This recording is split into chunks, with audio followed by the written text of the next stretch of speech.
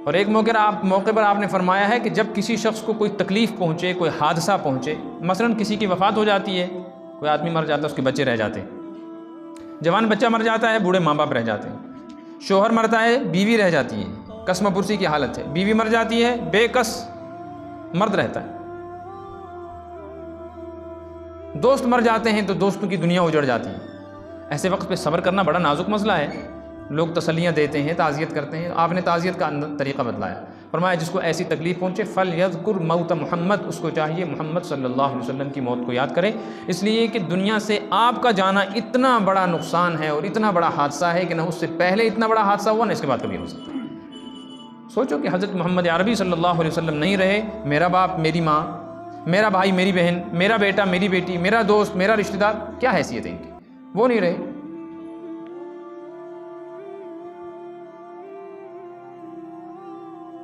तो आपका दुनिया में तशरीफ़ लाना सबसे बड़ी खुशी, और आप सल्लल्लाहु अलैहि वसल्लम का दुनिया से तशरीफ़ ले जाना सबसे बड़ा गम, सबसे बड़ा।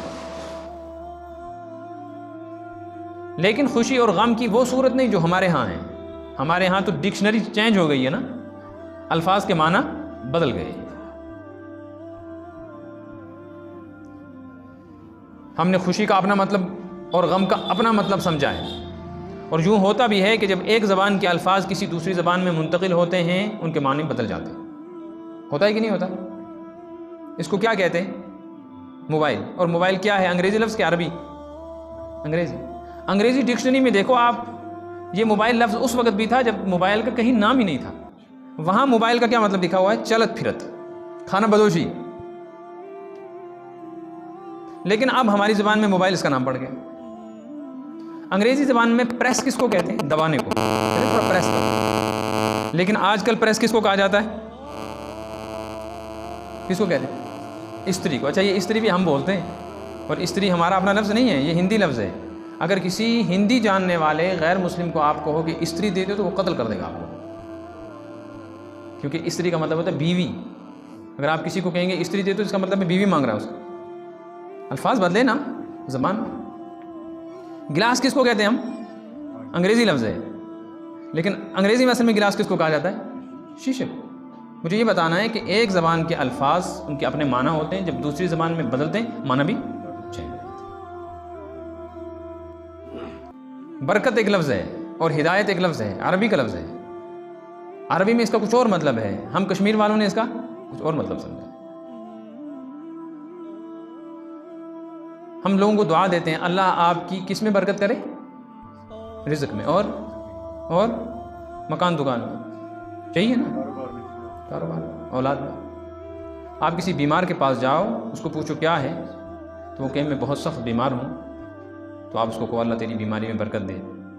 फिर देखो क्या करेगा, मारेगा, क्योंकि उसको तो बीमारी में बरकत का मतलब समझ में नहीं आएगा। उसके यहाँ बरकत का मतलब है ज़्यादा होना, हालांकि अरबी में बरकत का मतलब ज़्यादा होना नहीं है। कैसे हो सकता है? हम कहते हैं अल्लाह आपकी उम्र में बरकत करे, तो उम्र में बरकत का मतलब ये होना चाहिए कि उम्र ज़्यादा हो जाए, तो उम्र तो ज़्यादा हो ही नहीं सकती। ला यस्तखिरून अन्हु साअतन वला यस्तक़दिमून, वक्त मुकर्रर से एक सांस भी कोई ज़्यादा नहीं ले सकता। तो फिर उम्र में बरकत जब हो ही नहीं सकती तो बरकत की दुआ क्यों देते?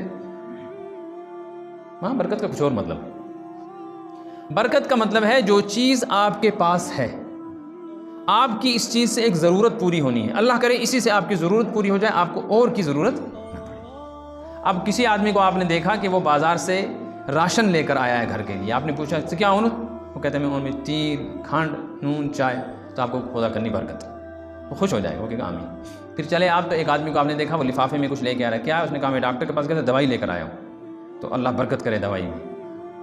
इसका मतलब असल में यह है कि अल्लाह करे जो तकलीफ़ तुमको लगी है, इसके लिए जो तुमने दवाई लाई है, इतनी दवाई में तुम ठीक हो जाओ और की तुमको ज़रूरत, ये मतलब है। घर में औरतें बर्तन धोती हैं ना, कपड़े धोती हैं, वो थकी होती हैं, तसले में कपड़े धो धो के, बर्तन धो धो के, वैसे तो आयस कर दिए। आप जाकर उनको देखो को अल्लाह ताला तुम्हारे इस बर्तन धोने में और कपड़े धोने में बरकत करे, तो वो लड़ेगी, उसको को नहीं। मेरा मतलब ये है, बरकत का मतलब ये, जितना साबुन तुम्हारे पास है, अल्लाह करे तुम्हारे कपड़े इतने साबुन में धुल जाएँ और साबुन की ज़रूरत, जितना पानी टंकी में है इसी से तुम्हारा काम हो जाए और की ज़रूरत न पड़े, ये मतलब है बरकत का। हमारे यहाँ इसका मतलब बदल गया। ऐसे ही खुशी और जिसको मुसर्रत कहते हैं, और गम, इसका अरबी में कुछ और मतलब है, हमने इसका कुछ और मतलब बना लिया। हमने खुशी का मतलब बनाया है मोज़रात के आसन वन नाचना, कूदना, वीडियोग्राफी, शोर शगब, हंगामा, आराई, क्या होता है? ये खुशी। बच्चे की बर्थडे मनाई जाती है ना, केक काटा जाता है, तालियां बजाते हैं, डग बजाते हैं, क्या है? बच्चे की खुशी। ये अलग बात है कि वो बर्थडे मनाना जायज़ है या नाजायज़, उसको छोड़ें। लेकिन हमारे यहाँ खुशी का तरीका क्या है? गम हो जाए तो क्या करते हैं? औरतों को देखो, कोई मर जाता है तो कैसे वो बैठकर बड़े बड़े अल्फाज के साथ रोती हैं। कहते हैं बैन करना। क्या कहते हैं? बैन। बैन अरबी में इसको कहते हैं नोहा। किसी की मौत पर औरत का या मर्द का रोते हुए कुछ अल्फाज ज़बान से निकालना। इस आवाज़ पर भी लानत आई है, सुनने वाले पर भी लानत आई है। लेकिन आप कहीं जाएं, कोई आदमी मर गया और उसकी बीवी बेचारी रो रही हो, मगर वो पढ़ती नहीं, वो पढ़ती रहती ना, वो लंबे लंबे अल्फाज। जिसको कुछ पढ़ना नहीं आता वो भी उसको शेर व शायरी करने लगती हैं औरतें। अगर वो ना रोए तो सारे गांव में हो गए।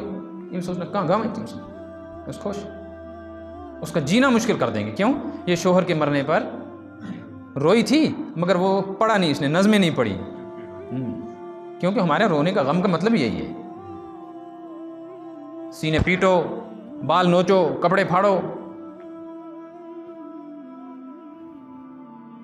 लेकिन इस्लाम ने बतलाया कि नहीं, खुशी का ये मतलब नहीं, गम का ये मतलब नहीं। खुशी का मतलब है जब कोई ऐसी चीज़ मिल जाए जिस पे दिल में सुकून और खुशी महसूस हो तो कहो अल्हम्दुलिल्लाह, शुक्र करो खुशी। क्या करो?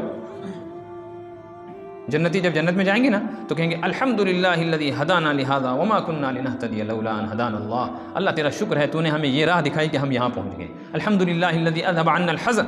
अल्लाह का शुक्र है कि अल्लाह ने हमसे गम हमेशा के लिए ख़त्म कर दिया। वो भी खुशी मनाएंगे ना तो खुशी के वक्त क्या पढ़ेंगे? अल्हम्दुलिल्लाह। मोमिन को ये करना चाहिए, ये है असल खुशी। और जब कोई तकलीफ़ पहुँचे, आफत आ जाए, मुसीबत आ जाए, हादसा पेश आ जाए तो गम मनाओ। कैसे मनाओ? कि यूँ कहो इन्ना लिल्लाहि व इन्ना इलैहि राजिऊन। कोई पढ़ता है? अब इस वक्त हम बैठे हुए हैं, बिजली है, इसकी ज़रूरत भी है, अचानक बिजली चली जाए, नुकसान है कि नहीं? तो क्या पढ़ना चाहिए? पढ़ना चाहिए कि नहीं? आप बाथरूम गए, पाँव फिसला और अचानक आपने हाथ किसी चीज़ पे टिकाया और बच गए तो क्या पढ़ना चाहिए?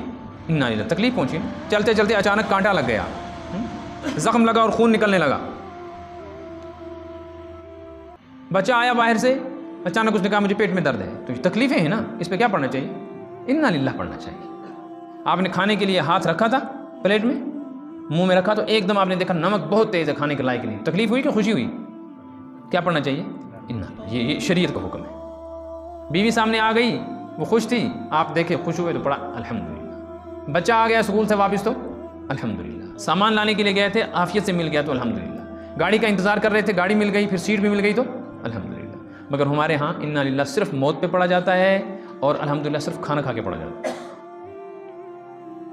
नमाज छूट जाए तो क्या पढ़ना चाहिए? और पढ़ ली तो क्या कहना चाहिए? अल्हम्दुलिल्लाह। बदल गए ना अल्फाज। तो खुशी के मौके पे इन्ना लिल्लाह नहीं पढ़ना, अल्हम्दुलिल्लाह पढ़ना। और गम के मौके पे अल्हम्दुलिल्लाह नहीं पढ़ना, इन्ना लिल्लाह पढ़ना। क्या कलमा किस जगह पढ़ना ये भी बताया गया, और ये भी बताया गया कि खुशी और गम कैसे मनाई जाए।